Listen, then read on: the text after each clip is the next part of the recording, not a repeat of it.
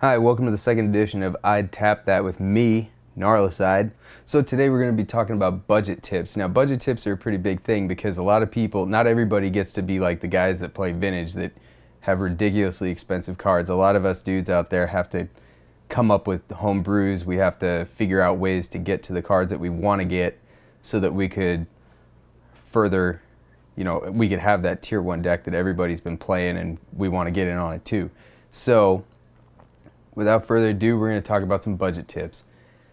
With this episode, we're going to discuss where you can go to find budget cards in all formats and some good strategies to allow you to be able to not pay a dime for a deck. A good example of budget deck building would be a deck that I just recently built, which is Modern Dredgevine. It cost me maybe a grand total of $2.50 to make. And that means that I had to go through and do some random things to acquire some of those cards. The rest of them were acquired through either ones that I had on hand, through pack opening and just random stuff like that, and aggressive trading.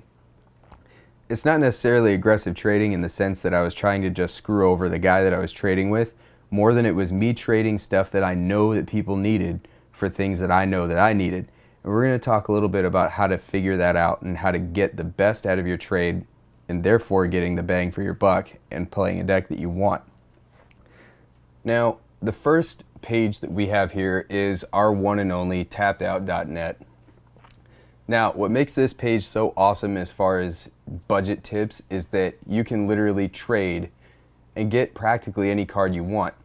Now, what I do is I go up to this little magnifying glass up in the upper right corner and I type in a card that I have. Now, we'll just type it in. We'll go with Sun Petal Grove. Okay, so we've searched up Sun Petal Grove, and what we do is we click down here underneath the picture of it, and you'll see two columns. You'll see the have column, which is people that have it, and the want column, which is people that want it. Now, this generally takes a lot of time out of your day, and I've sat down and spent the time doing it, but we'll look at one of these users right here that wants one and check out his trade binder. And you'll see that he's looking for two of them. Now, let's say I'm looking for Stormcrow and this guy doesn't have it. So what we do is we just keep looking through all the other ones until we find it. And I don't know if you noticed, but I am definitely in the market for Stormcrow right now. They are probably the most broken card in the world. So we check another user and we go through, we check out his trade binder, and if he just happens to have the card that I'm looking for, then you make the offer.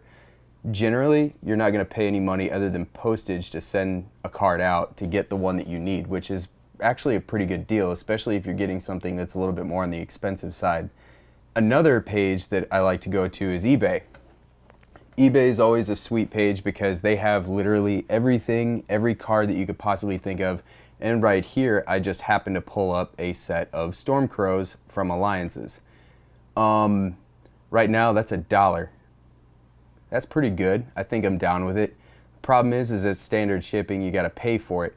But if you go back and let's say we type in something else like Verdant Catacombs,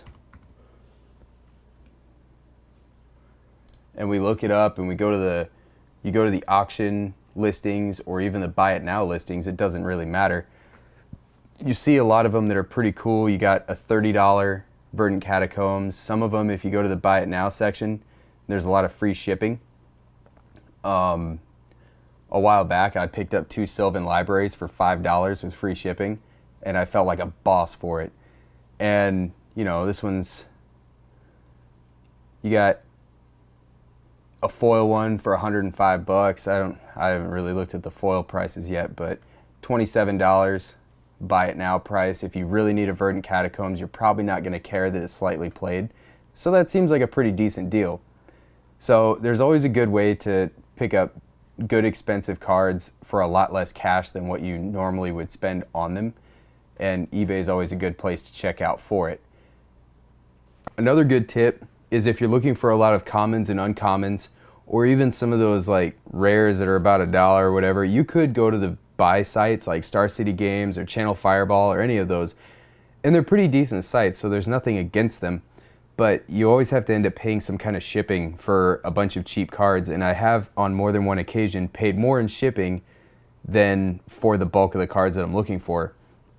One of the things that you can do is go to your local shop, if you have one in your immediate area, and ask to go through their little boxes. They usually have boxes of commons and uncommons and bulk rares, and you can usually pick up a lot of the cards that you are looking for. For instance, I needed my sideboard for my Dredgevine deck, and the entire sideboard was completely comprised of commons and uncommons. And aside from the ones that I already had, I was still missing like 8 or 9 of them. So I asked my LGS owner if I could go through his boxes. I went through his boxes and I picked everything up. Dude looks at me and he goes, "Hey man, just have them." Usually shop owners are really cool about letting you just take the cards out of those boxes because they know that they're probably not going to sell them on a normal day. So they're usually really good with you, and they'll just hand them over to you like it's nobody's business. So that's always a good thing to remember. Another thing to remember is maybe buying up people's extra collections or collections that they're selling off. On a couple occasions, I've managed to find people that are selling off entire collections for maybe like 50 to $100, and it might be a lot of bulk stuff, and it's kind of a gamble, but it can usually pay off because you'll end up finding things like 12 remands in it. Maybe you only need 4. The other 8 are all yours to do whatever you want with. When you're a budget player and you're looking to play a certain deck, what you need to do is go through all of your cards. After you see the deck list that you really want to play, go through all the cards that you have and try to see how many of those cards you do actually own. Try to build around the cards that you already have. That way there you're not going and overextending yourself into this budget search and seizure, everything like that. What you should try to do is, let's say you have most of the cards for a red deck wins. Try to build around it. Get the things that you would need to create that deck. As if you do well in your F&Ms, maybe you'll get your packs and you can open something that's tradable that you can find your end goal card that you're looking for. But really, I mean, that's about it. That's as far as the budget tips that I have, those are the ones that I know for a fact work for me, and that's how I can get to a modern Dredgevine deck and only pay like $2 for it. Okay, last video we did a thing, or I did a thing where I gave away 2 Altered Art Doomblades to the first person that came up with the best idea for the next episode, which happened to be this one. Congratulations to Gold Ghost 12 for earning those 2 Doomblades. This time around I'm going to do something a little different. What I want to see is your best, most competitive budget deck. The person that could come up with the best budget deck will receive a Theros Thoughtseize. Just post your deck lists in the comments. Just make it a deck on your page and then link it, and I'll check it out, and maybe I'll play test it. If it's one that I think is really cool, I might even choose that. So you don't even really need to go out and actually play it. Just do that, and that's all you got to do, man. Until next time, I'm Gnarlicide, and I'd tap that. Later.